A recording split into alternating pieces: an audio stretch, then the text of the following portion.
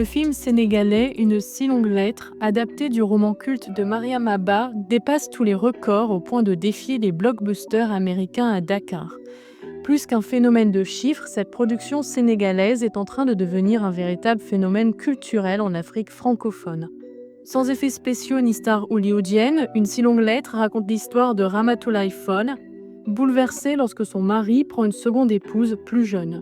Cette œuvre résonne avec l'Afrique d'aujourd'hui par ses questions sur l'amitié, l'amour, l'émancipation féminine. Mais ce film est aussi une victoire pour le cinéma africain francophone. Après 12 ans de travail, Angèle Diabang, la réalisatrice, reconnaît cette victoire plus que symbolique. Un film 100% sénégalais peut rivaliser avec Hollywood, salue-t-elle. Avec ce succès inattendu, Une si longue lettre confirme qu'un cinéma enraciné dans les réalités africaines peut non seulement séduire, mais aussi écraser les mastodontes américains. C'est sans doute cela la force du cinéma d'Afrique francophone, des récits authentiques, fidèles à la riche identité du continent, sans tomber dans les clichés et autres facilités. Mais derrière ces récits se cache une industrie qui, il faut le dire, était encore en grande souffrance il y a quelques années.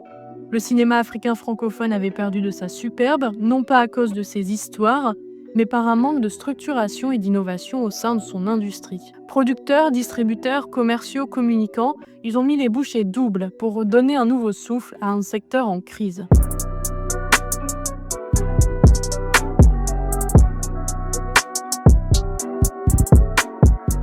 L'un de ces acteurs des coulisses du cinéma africain francophone nous fait l'honneur de partager sa grande expérience et son implication pour une industrie cinématographique qui rayonne en Afrique francophone, voire au-delà. Nancy Aka, bienvenue dans cet épisode de Zambaland, dédié à la structuration du cinéma en Afrique francophone. Vous êtes une pointure dans votre domaine. Aujourd'hui, vous êtes directrice générale de la boîte de distribution Majestic Cinema depuis 9 ans. Vous avez déployé votre énergie, votre expertise pour relancer les salles de cinéma en Afrique francophone. Nancy, quel regard portez-vous sur le succès de ce magnifique film, Une si longue lettre? Et finalement, est-ce qu'il est représentatif de la croissance de l'industrie cinématographique en Afrique francophone?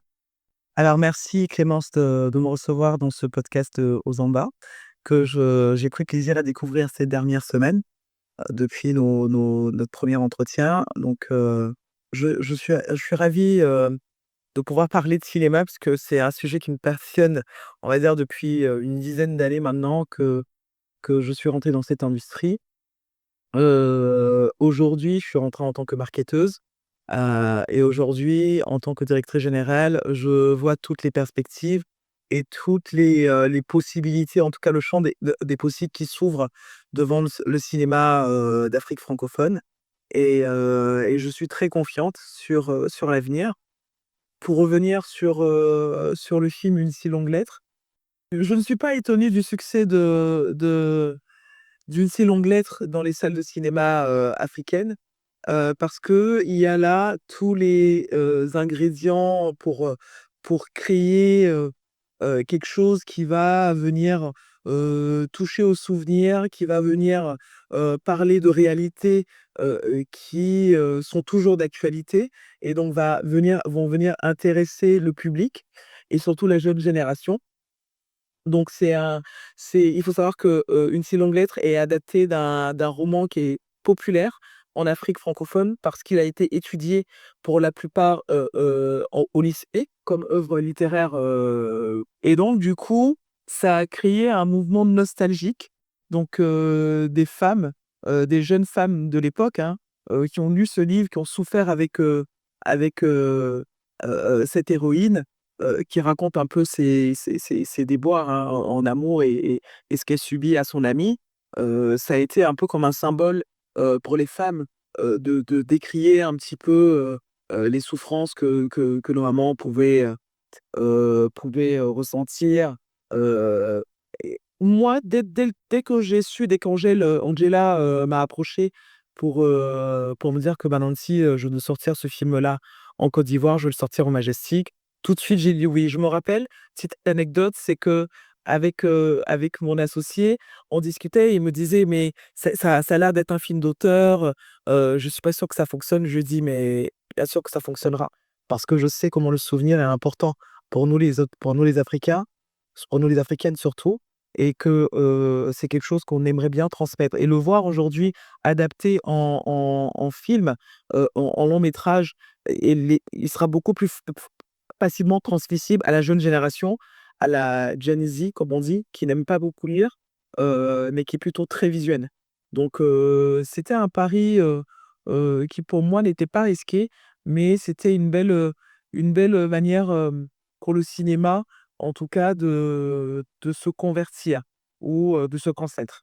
Justement, on aura l'occasion de revenir on va revenir hein, sur, les différents succès, de Majestic et justement en arrivant à la tête de cette boîte, vous vous êtes lancé, dans un pari, un peu fou à l'époque, celui de rouvrir les petites salles de cinéma. C'était votre première bataille. En quoi c'était un véritable défi, à votre arrivée et aujourd'hui, quel constat portez-vous sur ces salles, sur la réouverture de ces salles? Est-ce que l'industrie du cinéma aussi reste en retard, comme on a pu le dire, sur ses voisins, notamment, l'Afrique anglophone et l'Afrique, arabophone? Alors petite salle, je dirais pas petite salle, mais c'était le défi, c'était de réouvrir, des salles emblématiques, des salles de cinéma, qui, encore une fois, venaient toucher aux souvenirs. Je vais parler beaucoup de souvenirs, hein, parce que, hem, pour nous les Africains, c'est une manière aussi de respecter, on va dire, une certaine chronologie, de respecter un peu, ce qui nous est transmis, de respecter un peu la culture, donc on va vraiment toucher aux souvenirs. Il faut savoir que entre les années 60 et 80 et 90, on a eu l'âge d'or du cinéma, en Afrique avec, il y avait des salles, partout dans tous les quartiers, dans les grandes villes.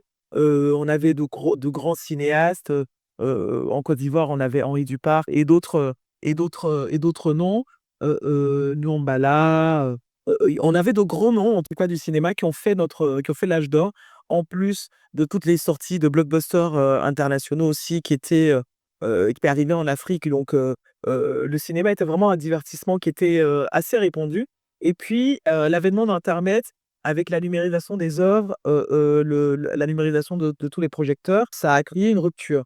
Une rupture qui a duré pendant 20 ans parce que entre, les années 90 et les années 2010, le cinéma ou la culture n'était pas la priorité de nos États. On était plutôt, sur d'autres sujets et donc c'était pas la priorité d'investir dans des infrastructures ou dans des équipements qui pourraient remettre, ce divertissement au goût du jour et ça, pour nous, c'était, il fallait d'abord, qu'on parle à la génération qui a connu, cet âge d'or. Donc on sait qu'avec les études démographiques, on sait que la population africaine à 60-70 est âgée de moins de 25 ans. Donc ça veut dire qu'il y a toute une génération qui n'a pas connu, le cinéma, qui ne sait pas ce que c'est que vivre une expérience cinématographique. Pour eux, regarder une série ou regarder un film à la télé ou un téléfilm, ça reste du cinéma. Et ça, fallait déconstruire ça, il fallait leur montrer qu'il y a cinéma et il y a cinéma. Donc pour nous, c'était de repartir, sur justement ce souvenir, sur ces personnes, qui ont connu cet âge d'or pour qu'eux aussi soient dans la transmission et dans l'éducation auprès des jeunes générations. Parce qu'à la fin de la journée, c'est quand même ces jeunes-là qui vont, créer de la récurrence en termes de fréquentation, des salles. Donc nous, on est parti, notre première salle, hein, a été d'ouvrir la salle, du Sofitel Abidjan Hôtel Ivoire. L'Hôtel Ivoire qui est un lieu mythique d'Abidjan. Nos parents, nos grands-parents y ont été au cinéma. Donc quand nous, on a repris cette salle-là, c'est eux qui ont été les prescripteurs et c'est eux qui en ont parlé à leurs enfants en disant: «Ah beh, tiens, moi j'ai été dans cette salle, quand j'étais jeune avec ta mère, c'est là où, quand j'étais ado, c'est là où j'emmenais mes 1 copines, ensuite on allait manger là», enfin voilà. Donc quand on a réouvert cette salle, on a eu tout de suite un engouement, du public, donc pas que de la jeune génération, mais aussi des générations, un peu plus, en avant. Ensuite, on a réouvert, Prima et Sococé, donc qui étaient aussi des salles qui étaient connues où pendant ces 20 ans justement où il n'y avait plus de salles, de cinéma, ces 2 salles-là tenaient quand même, Abidjan en haleine, offraient quand même ce cadre, même si on n'avait pas d'exclusivité mondiale, en même temps que les sorties européennes ou américaines. Ils passait quand même, du film. Généralement, c'était du DVD, du Blu-ray, mais il faisait fonction de cinéma. Et nous, quand on reprend, ce chemin, un peu le chemin du souvenir, on veut justement, créer cette transmission et donc tout de suite, on a vraiment un engouement, du public, de la jeune génération qui est curieuse aussi de savoir, mais qu'est-ce que c'est qu'une expérience cinématographique? Qu'est-ce que c'est qu'une expérience immersive? Et on est assez content. Ce qui nous donne en tout cas les coups des franches pour aller se dire: «Bah, en fait, il faut, décentraliser, démocratiser ce divertissement. Il ne faut pas qu'il se retrouve en un seul endroit. Il faut qu'on puisse le cinéma reste un divertissement de proximité et donc il faut multiplier le nombre d'écrans dans les quartiers pour que, bah, en fait, dans un rayon de 5 kilomètres autour de chez lui, le cinéphile se dise: «Ah bah tiens, ce soir j'ai envie de sortir, j'ai envie de me faire plaisir, je vais aller au cinéma, je vais aller me divertir». Le cinéma permet de rêver, hein. Tout le monde a besoin de rêver, tout le monde a un film qui l'a marqué, qui a changé sa perception, un film qui l'a éduqué ou qui lui a donné, l'envie de se battre ou une bonne leçon donc voilà, on a essayé vraiment de jouer sur ça. Ce qui m'emmène au regard que je porte aujourd'hui sur le cinéma africain, en tout cas d'Afrique francophone, on a un gros potentiel. On a un gros potentiel, que je vois, il n'est pas forcément exploité, mais ça, ce sont des choses qui arrivent. Il y a une structuration quand même de l'industrie à mettre en avant en amont. Hem, donc je vois le potentiel, je vois l'engouement du public. Je vois aujourd'hui 10 ans après, hein, nous, l'ouverture de la première salle, on sait dire aujourd'hui que notre clientèle à 70 est composée de personnes qui ont entre 15 et 34 ans.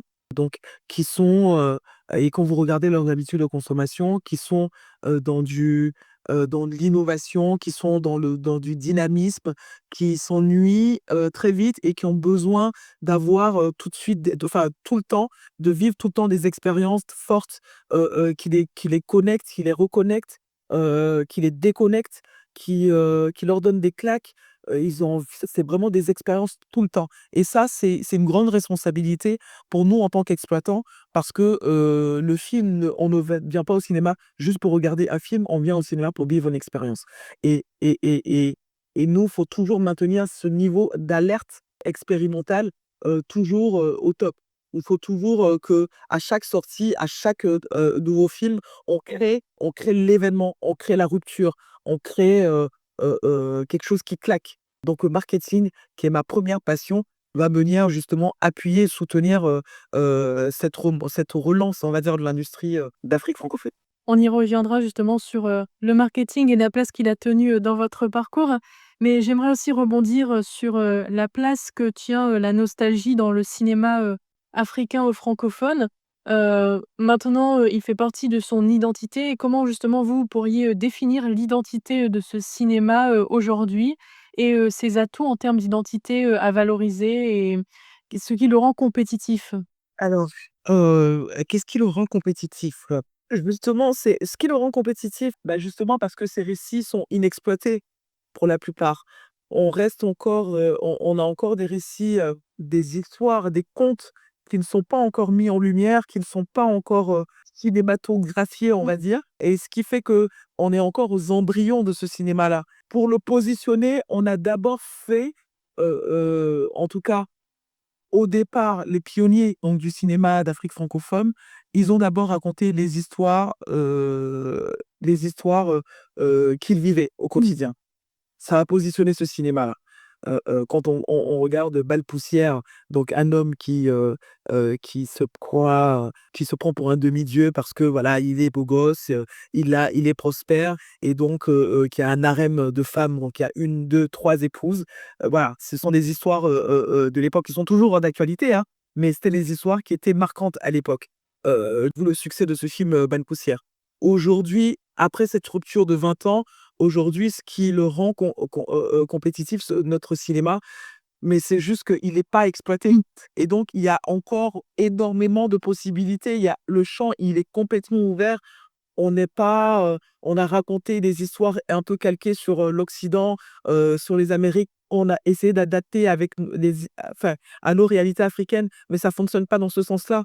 C'est-à-dire que pour moi, pour qu'il fonctionne, ce sont les histoires, africaines avec les technologies ou, le dynamisme en termes de réalisation visuelle de l'Occident. Ça, là, c'est un bon mix. Vous voyez ce que je veux dire? Un mix, par exemple, qui a fonctionné, on prend The Woman King, qui est une histoire d'Afrique francophone, donc du Bénin, sur les Amazones du Bénin, les Agojé, qui a été adaptée, racontée à l'américaine. Et là, il y a un succès. Et aussi, l'une des opportunités, c'est le numérique. Alors, qui a d'abord posé quelques difficultés pour le cinéma en salle. Aujourd'hui, le numérique, c'est aussi, une opportunité qui permet, voilà, d'avoir du contenu, facilement. Justement, comment équilibrer l'expérience physique en salle et l'intégration du numérique qui ne peut plus être négligée, aujourd'hui? C'est une très, très bonne question. C'est une très bonne question. Hem, je pense que les cinéastes, africains l'ont bien compris, hein. Aujourd'hui, on voit que dans les productions, de plus en plus, de stars, on va dire, du web, sont intégrées dedans, projets cinématographiques pour pouvoir justement drainer, les communautés, qui sont sur le numérique vers les salles.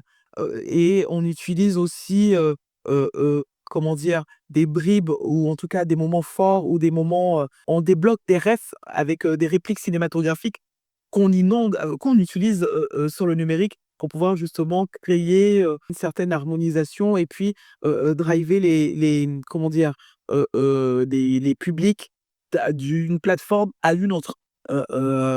C'est surtout ça. Le but n'est pas de créer de la rupture entre les différentes plateformes, entre les plateformes numériques et les plateformes, la plateforme du cinéma en salle. Le but est de créer de la cohérence et surtout du mouvement. Donc emmener les publics qui aujourd'hui se réfugient parce qu'on aura beau dire, hein, le numérique isole un petit peu. Le cinéma, vient créer cette harmonie, on va dire communautaire. On vient vivre une expérience, au cinéma solitaire, mais en communauté.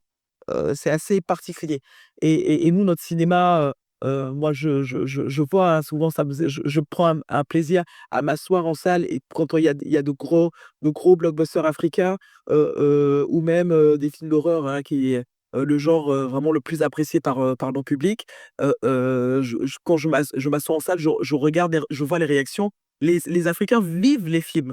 Ils bavardent pendant que le film, se passe. Alors si vous êtes, vraiment, un cinéphile pur et dur, vous avez besoin d'être dans le noir, vous avez besoin d'avoir le silence, vous avez besoin de vivre votre film, et d'être immergé.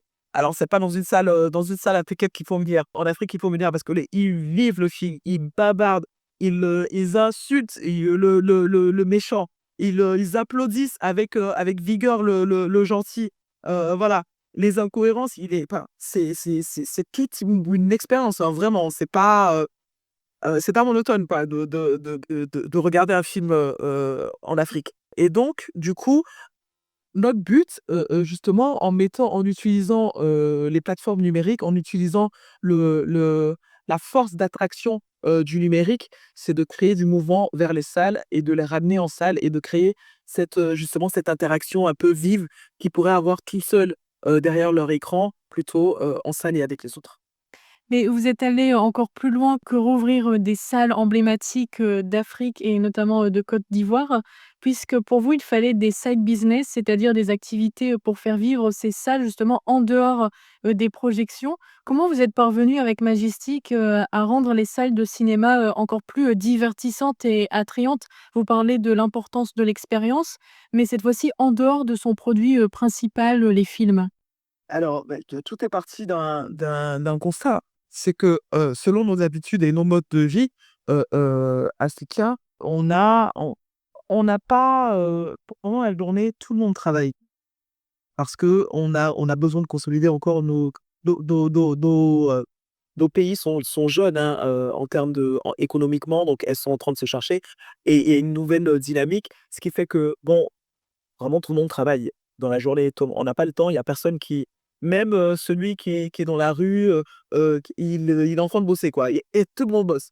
Donc on s'est dit: «Bon, le soir, c'est plus intéressant, parce que les gens sont libres, du coup». Donc on fait nos séances les soirs et en week-end, les après-midi et en soirée.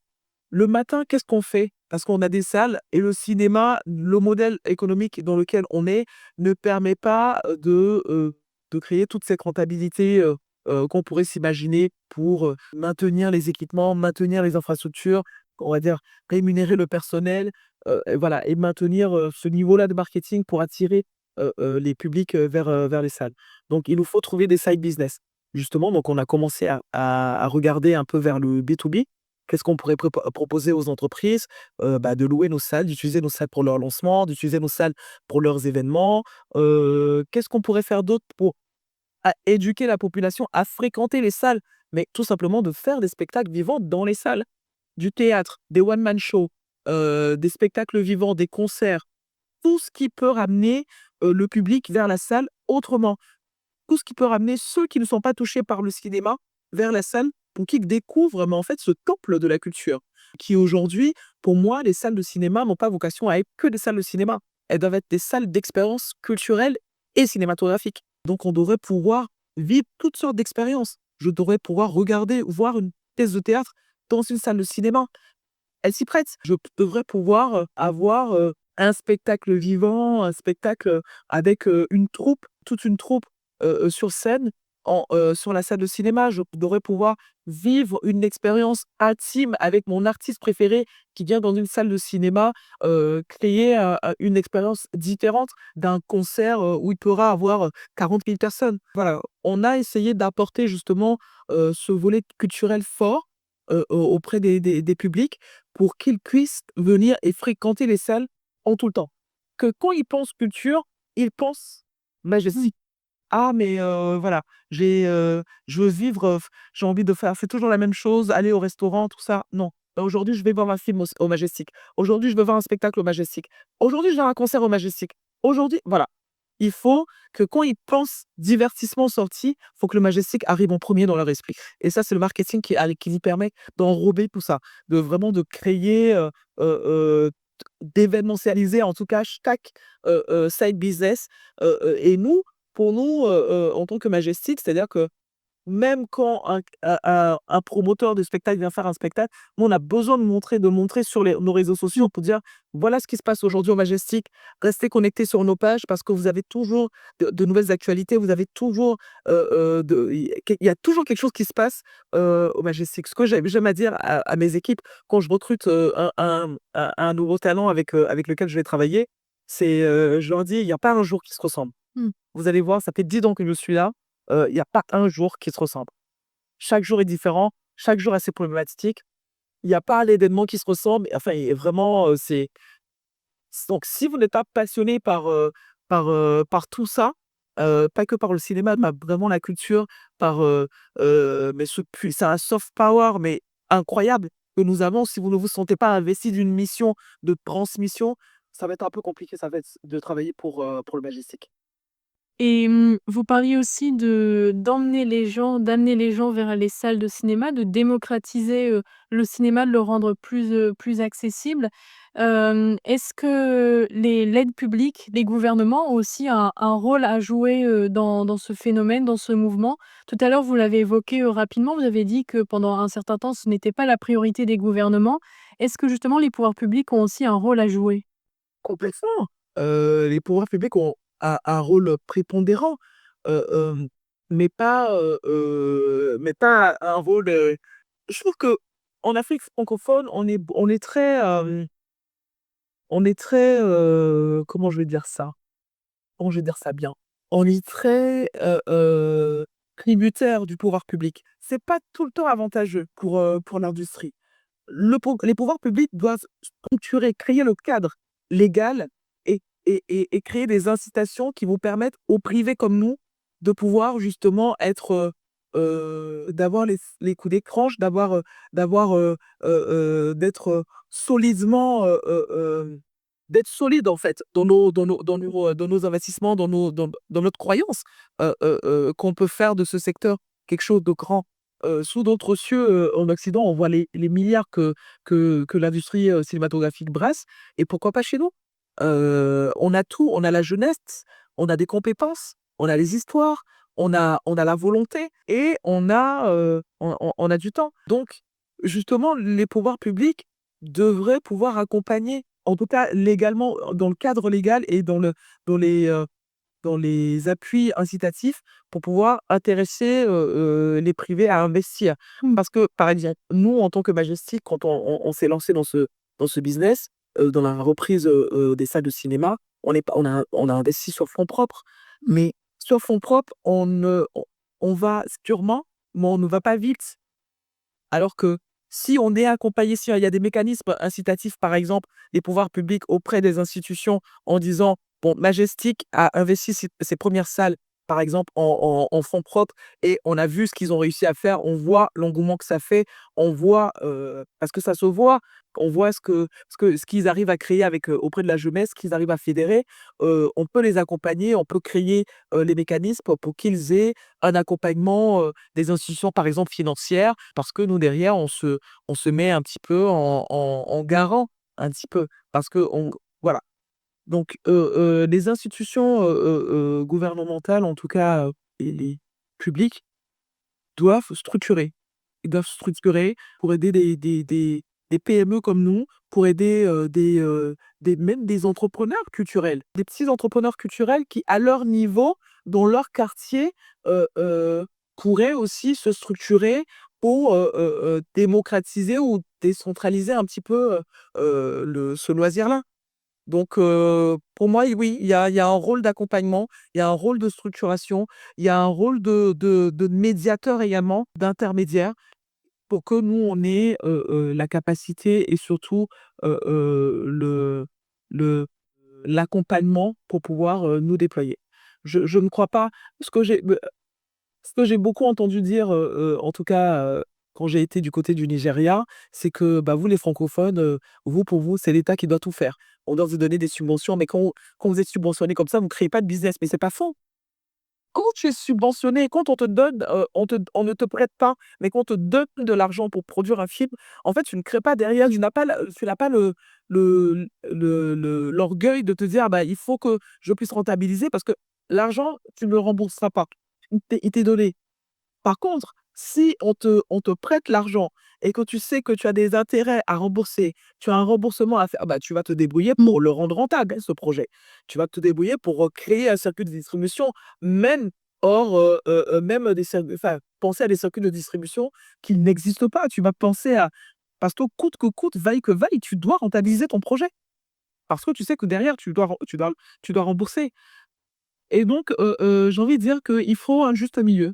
Le gouvernement, l'État, les États doivent couturer, mais avec intention, vraiment intentionnellement, en se disant: «On structure parce que on y croit, parce que la culture, en fait, c'est un soft power, c'est un marketing pays également, hein». C'est notre culture, c'est dans le cinéma que on va dire que les Américains nous ont vendu le jean, nous ont vendu la cigarette, nous ont vendu les, heu, des on va dire le petit déjeuner, les céréales le matin, enfin, on a vu ça.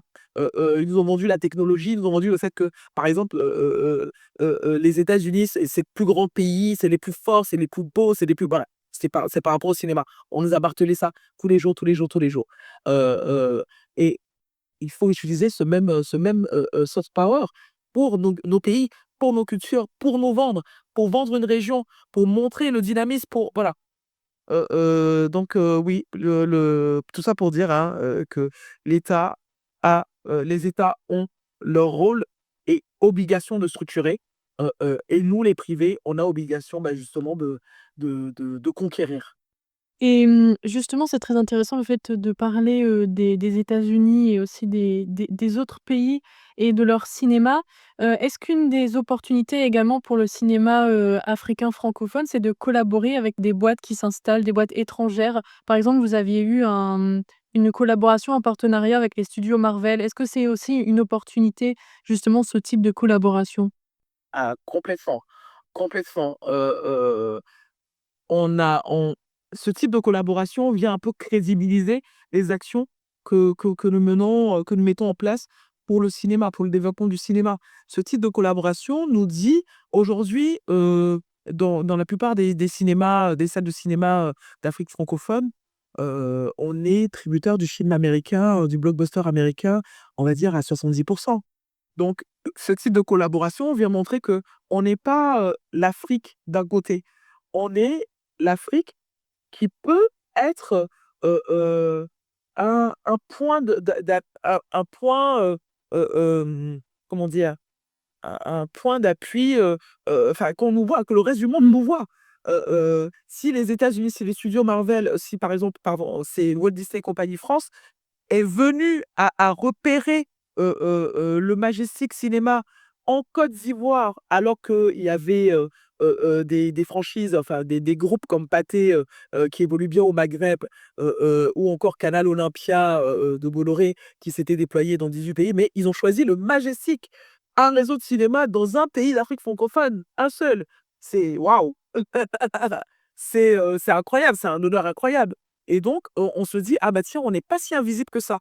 Ah bah tiens, ce qu'on fait, en fait, ça parle. Ce qu'on fait, ça bouge. Ce qu'on fait, ça fait bouger les lignes. Ce qu'on fait résonne aux États-Unis, résonne en France. Ils ont entendu parler de nous». Donc, oui, ça nous donne, bah, courage. Et oui, ce type d'initiative va venir, justement mettre en lumière les initiatives africaines, va venir mettre en lumière le potentiel africain, va venir mettre en lumière les collaborations possibles, les liens qui peuvent être créés possiblement pour justement, nous on pourrait alimenter, je dirais, on pourrait alimenter les occidentaux ou les américains, avec nos histoires. Eux pourraient nous alimenter avec leur technologie, avec leurs techniques, avec leurs innovations. Et donc là, on créerait quelque chose de global qui parlerait autant, s à tous les territoires finalement. Puisque, le monde découvrirait les histoires africaines, mais avec avec la marque, disons, internationale. Mmh. Et sur cette, belle lancée, comment vous vous projetez sur 10 ans donc, dans la stratégie de Majestic? Et puis, selon vous, à quoi ressemblera alors le cinéma africain francophone à la fin de cette décennie? J'ai un grand espoir moi pour le cinéma d'Afrique francophone. Dans 10 ans, le Majestic, on va dire qu'on sera un peu partout en Afrique, francophone, donc on sera le leader qu'on pense être, en Afrique francophone. On a déjà commencé, à partir de dans cette fin d'année, on investit, on ouvre, on va dire, dans d'autres pays, d'Afrique francophone, le Cameroun, le Bénin et d'autres, sur lesquels on est en train de négocier. Donc, on a déjà, on va dire, mis la main, à la pâte et donc, on est en train de s'étendre un petit peu sur plusieurs pays. Dans 10 ans, je pense qu'on sera en couvrant quasi tous les pays d'Afrique francophone. En tout cas, c'est l'ambition. Heu, dans 10 ans, on sera également, un cinéma, alors j'aime à dire qu'il y a des cinémas d'Afrique par région, on va dire Afrique francophone, Afrique lusophone, Afrique anglophone, arabophone, voilà. Mais je pense que dans 10 ans, il faudrait qu'on trouve le moyen de pouvoir, consolider tous ces cinémas et surtout de pouvoir créer de véritables ponts Mmh. pour qu'un film, arabophone puisse être, consommé en Afrique de l'Ouest, puisse être consommé en Afrique de l'Est, puisse être consommé partout. Parce qu'on aura mis des ingrédients qui fédéreront justement tous les publics. Et là, on aura un gros marché, rien que sur notre Mmh. continent. On aura, des œuvres, des projets qui seront très, très rentable parce que, bah, en fait, dans la production, arabe, il y aura, des acteurs, par exemple, qui seraient, d'Afrique, des différents points d'Afrique et qui créeraient justement cette cohérence, on va dire, et qui nous permettrait d'avoir, de par nos cinémas, un seul cinéma africain. Mmh. Ça, c'est déjà en termes de vision. Pour le Majestic, je pense que dans 10 ans, on rentrera également dans la production. On sera pleinement dans la production parce que l'étape numéro un, c'est vraiment d'ouvrir un maximum de salles. Étape numéro 2, c'est de distribuer du film africain et l'étape numéro 3, c'est de produire, distribuer et exploiter et donc de créer un cercle vertueux et on a beaucoup, en tout cas, d'espoir, sur ce cinéma. On voit les projections, on voit le potentiel, on veut juste que on voit tout ce qu'on peut faire. On a juste besoin qu'on nous fasse confiance. C'est surtout au niveau des financements. Au niveau des financements, au niveau il y a une réalité aujourd'hui, hein, par exemple, nous qui ouvrons, en Afrique centrale, qui ouvrent des salles en Afrique centrale, la circulation entre les différentes Afriques est aussi très difficile. C'est-à-dire que ce soit en termes de circulation d'œuvres, de talents, c'est compliqué, c'est compliqué. Il faut que justement les États arrivent à fluidifier les échanges culturels Mmh. entre nos régions.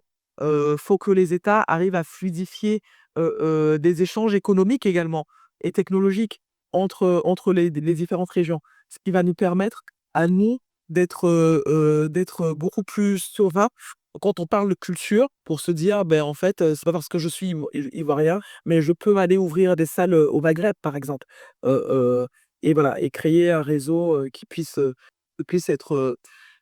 être bénéfique pour tous les cinémas et pour tous les producteurs et réalisateurs africains. Donc un avenir, très prometteur qui se profile, pour, le cinéma, africain, francophone. Et moi maintenant j'aimerais parler un peu de vous, de votre parcours et de votre passion, parce qu'on sent aussi, la passion, dans ce témoignage et dans cette expertise, que vous apportez. Donc je pense que nos auditrices et nos auditeurs seraient très intéressés d'en savoir un peu plus sur votre parcours. Alors vous avez eu vos premières expériences, professionnelles sur des postes de marketing et de commercial, notamment, au sein d'agences de communication.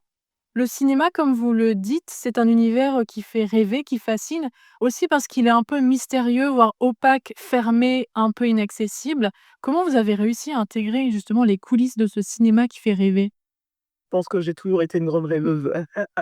J'ai toujours eu la tête dans les nuages, donc c'était tout à fait normal. Bon alors, quand je rentre dans cet univers, donc après une agence de communication, ben, je pense que tout est parti de j'ai fait une agence de communication, mais j'étais pas, complètement épanouie. Je savais qu'il me manquait quelque chose.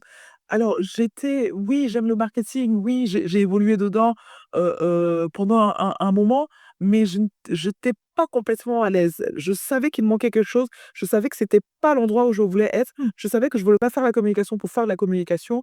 Je voulais avoir, un impact, dans un secteur. Je voulais être, vraiment différente. Alors vous me direz, hein, tout le monde veut être différent. Mais pour moi, c'était vraiment, j'étais pas à l'aise, je trouvais qu'il me manquait quelque chose. Et quand je découvre l'univers, du cinéma, de la salle de cinéma, alors les premiers instants, je me dis: «Bon écoute, ça va être comme n'importe quelle industrie, ça va être une suite, de l'agence de communication et tout». Sauf que là, tu n'auras pas 10 000 clients, tu auras un seul, et voilà. Et au fur et à mesure que je m'installe dans ce secteur, je vois le potentiel, je vois le boulevard, je vois la forêt vierge, pas encore exploitée. Et là, je me dis: «Bah, en fait, je suis définitivement quelqu'un des premières fois». Voilà une première fois. Voilà un premier une première fois vraiment, il y a pas d'autre mot, c'est vraiment une première fois. Le marketing cinématographique, waouh!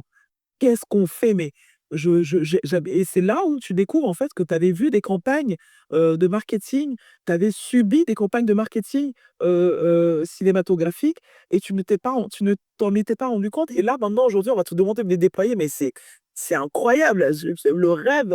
Et là je me suis dit: «Je suis exactement où je dois être». C'est dans ce secteur-là que j'ai envie d'évoluer. C'est là où j'ai envie d'impacter, c'est là où j'ai envie d'apporter mon expertise, c'est là où j'ai envie de faire rêver les gens. C'est une anecdote, hein, je reçois la mère d'une stagiaire, de seconde qui vient pour f les stages d'une semaine, 2 semaines. Et donc elle vient et sa mère, l'accompagne le premier jour, et elle rentre dans mon bureau, donc je lui dis: «Ah bah, bienvenue, ça va être bien, ça va être fun». Et donc sa mère, elle me regarde et elle me dit: «Mais qu'est-ce que vous faites vous, en fait? Qu'est-ce que» parce que moi, pour moi, les salles de cinéma, c'est juste, bon, on va regarder des films. Mais qu'est-ce que vous faites? Ah! Je regarde sa fille et je lui dis: «Qu'est-ce qui fait que tu as envie de venir au cinéma?» Elle me dit: «Bah non, c'est parce que, ah bah, en fait, quand je vois les films, quand je vois la bande annonce, quand je vois, tous les jeux, quand je vois les avant-premières, c'est ça qui m'intéresse». Et je dis à sa mère: «Mais en fait, c'est ce qu'on fait.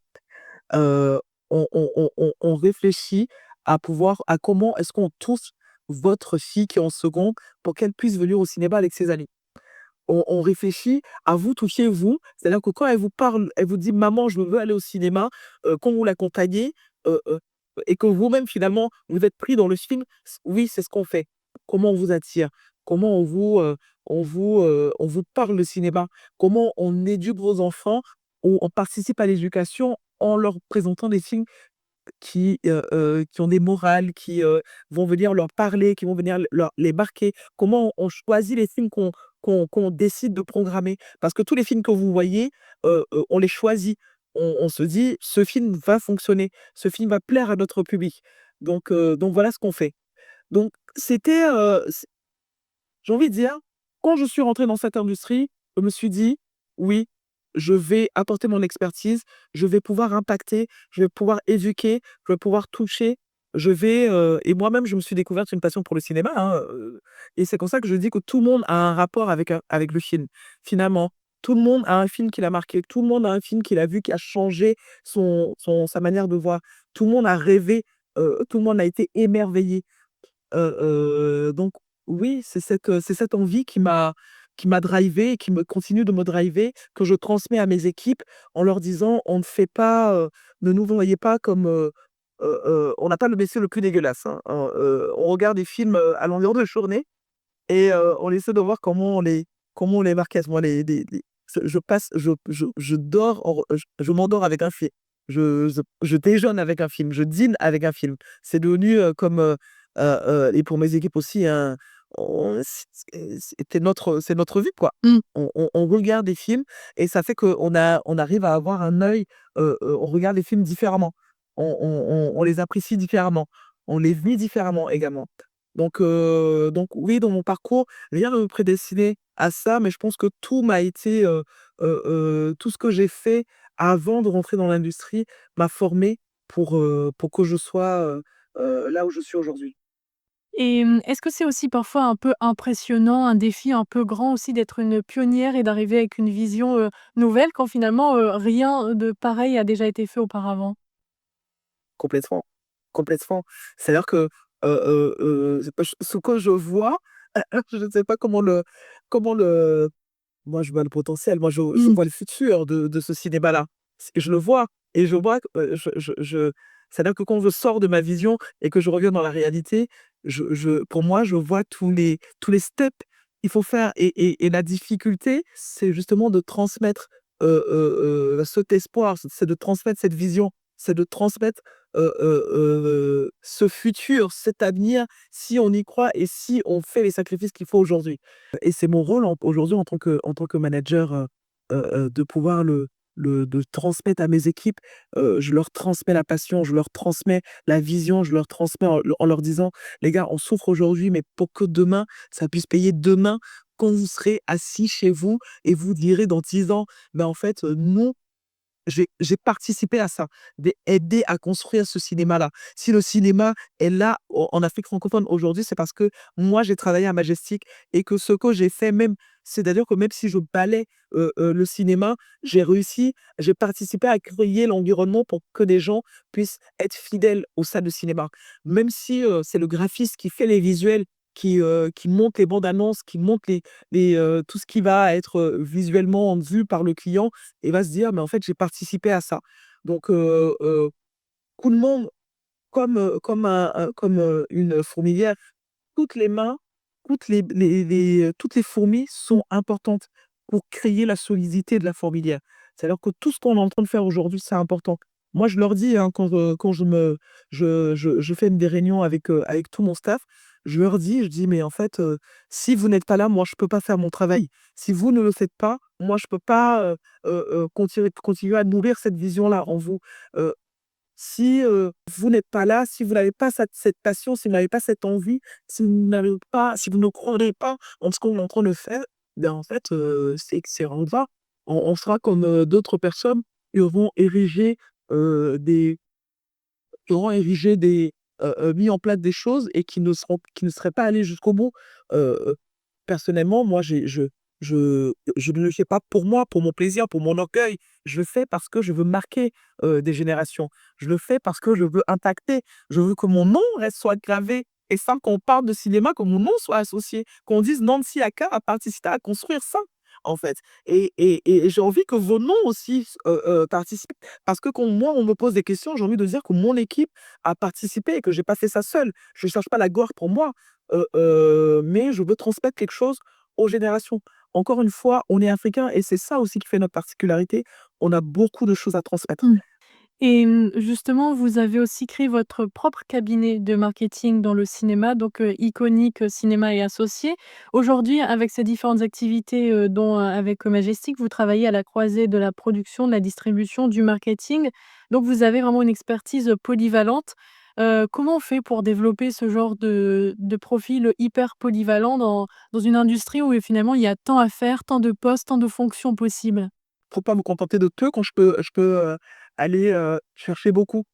J'ai pas peur de travailler, j'ai pas peur de m'investir, j'ai pas peur d'apprendre, j'ai pas peur de découvrir justement. C'est cette curiosité, je dirais pas malsaine, mais cette curiosité un peu trop accrue qui me fait, justement, rentrer dans tous les maillons de cette chaîne, de cette industrie, qui ne sont pas encore, investis.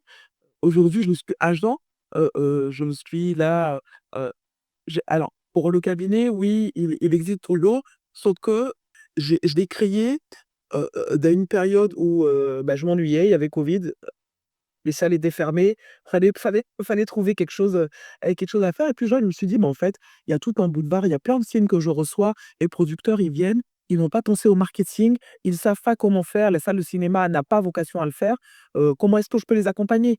Et on n'est pas en train de parler que de cinéma, on parle de cinéma et d'audiovisuel également. Même les séries, que ce soit des séries, par exemple, les placements de produits, c'est des choses mais Mmh. auxquelles il faut penser. Pour des séries, pour des projets cinématographiques, ça va chercher encore du de ça apporte de l'investissement au film. Donc, faut les accompagner là-dessus. Mais les acteurs aujourd'hui, ce sont eux qui négocient leurs contrats. Ce sont eux qui c'est pas possible, ils font un là-dedans.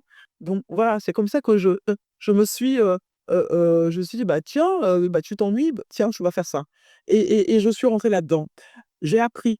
J'ai appris aussi à étudier le marché, j'ai vu aussi les réticences, par exemple, les productions pour les maisons de production, discuter avec, l'acteur directement, c'est beaucoup plus intéressant parce que du coup, il y a pas à payer un agent qui va venir, qui f un autre budget qu'on va venir payer en plus de l'acteur, mais il fallait faire comprendre aux maisons de production que, «Mais les gars, pour que ça fonctionne, il faut que, il y ait un agent». Parce que l'agent, justement, il va vous permettre de sourcer le bon profil, le bon talent et il va vous aider parce que vous n'aurez pas à gérer le talent.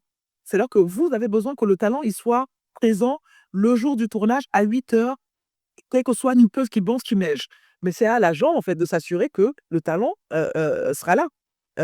Et pour le talent, c'est de se dire: «Bah, je peux me concentrer sur mon métier, plutôt que de courir en train de négocier». J'ai aucune, qualification juridique, j'ai aucune connaissance des lois du cinéma, je ne sais pas à quoi j'ai droit. Est-ce que je suis pas en train de me faire, entuber, par la maison de production? Est-ce que je suis pas en train de me faire, voilà, de me faire d'être entouré comme il faut, de pas être dans le dans de pas avoir les bonnes, informations ou de pas être, de me faire entuber tout simplement, hein, finalement, pour les talents. Donc heu, donc voilà et il y avait pas d'agent donc moi, franchement, moi je pense que je suis quelqu'un qui, quand il y a un boulevard, il y a personne, moi j'investis sur le boulevard. Puis voilà, j'ouvre, je défriche, j'ouvre la porte et puis, d'autres personnes, pourraient, suivre le chemin. C'est un peu, comme Majestic, hein. Majestic a ouvert la voie, 10 ans plus tard, Pathé est venu s'installer. Bon, c'est de bonne guerre. Et ça fait plaisir de se dire: «Bon, on ouvre le chemin pour que d'autres personnes, viennent, mais c'est nous qui l'avons fait, c'est pas eux». Et justement, c'est super d'avoir, c'est très intéressant et très inspirant d'avoir cet état d'esprit un peu pionnier et d'aller chercher comme ça les nouvelles opportunités. Je pense que ça va beaucoup inspirer celles et ceux qui nous écoutent et on arrive à la fin de ce podcast. On a toujours une tradition, c'est qu'on laisse le mot de la fin à notre invité. Donc vous allez avoir, l'occasion à travers 2 dernières questions de vous adresser un peu directement à nos auditrices et auditeurs. D'abord, pour, conclure donc ce podcast, quel conseil vous donneriez aux jeunes talents là qui nous écoutent et qui souhaitent, construire leur projet professionnel, dans le cinéma? Alors quel conseil? Rêver petit, rêver grand, ça prend le même temps, donc rêver grand. Faut pas arrêter de rêver, en fait. C'est le rêve qui nous maintient éveillés et qui nous pousse à aller, vers ça. Comme on dit, il y a une expression qui dit, «Visez la lune et au moins vous tomberez dans les étoiles». Donc oui, il faut continuer de rêver sans cesse. Et il faut oser. Il faut oser, il y a personne qui fera pour vous. Il y a personne qui va réaliser vos rêves pour vous. Il faut oser, il faut commencer et il faut pas avoir, faut pas, il faut pas négliger les étapes. Les étapes sont importantes. Le bonheur n'est pas le but. Le bonheur, c'est le chemin, c'est la souffrance, c'est le sacrifice, c'est les petites victoires qui deviennent après des grandes victoires. C'est, on va pas nous donner, tout sur le plateau d'argent. Il y en a à qui on donne, hein, mais pour nous, on est habitué à l'adversité. Donc, vaut mieux retrousser ses manches et se dire: «Bon, OK, je vais pas subir, au contraire, je vais, absorber, ce qui toutes les situations qui se présentent à moi et je vais en faire quelque chose de bien». Comme on dit: «Quand la vie nous donne des citrons, m'a fait donc la limonade». Donc il faut oser rêver pour résumer, il faut rêver grand, il faut oser, retrousser ses manches et mettre la main à la pâte. Il faut y aller, il faut pas négliger les étapes, il faut pas négliger les souffrances. Au contraire, il faut les apprécier et pas les regarder comme une souffrance, mais plutôt comme des leçons et le cinéma, il y a tellement, mais tellement de choses à faire, tellement de choses à mettre en place, tellement de choses à structurer, tellement mais il y a tellement de choses à faire, il faut y aller, en fait. Faut pas, et ça vaut pour moi, ça vaut dans n'importe quel secteur d'activité, hein. C'est une question de mindset. On choisit de voir le verre à moitié plein ou de le voir à moitié vide. C'est un choix, c'est une décision. Moi, j'ai choisi de le voir, à moitié plein. Voilà, il est pas vide, il est plein, donc il y en a un petit peu, voilà, et je rêve tous les jours, hein. Moi, je rêve, à chaque projet, à chaque jour quand je suis assise à mon bureau, je suis là: «Mais tiens, mais qu'est-ce que le fait?» À un moment donné, quand j'ai déjà fait, j'ai transmis, j'ai porté un projet que j'ai transmis à des équipes et que je vois qu'elles sont en train de dérouler, tout cube, quand on le réalisait, il y a le mon prochain projet, ça va être quoi? Comment est-ce que je fais? Comment on dit en Côte d'Ivoire? Comment je fais pour sortir mon dos?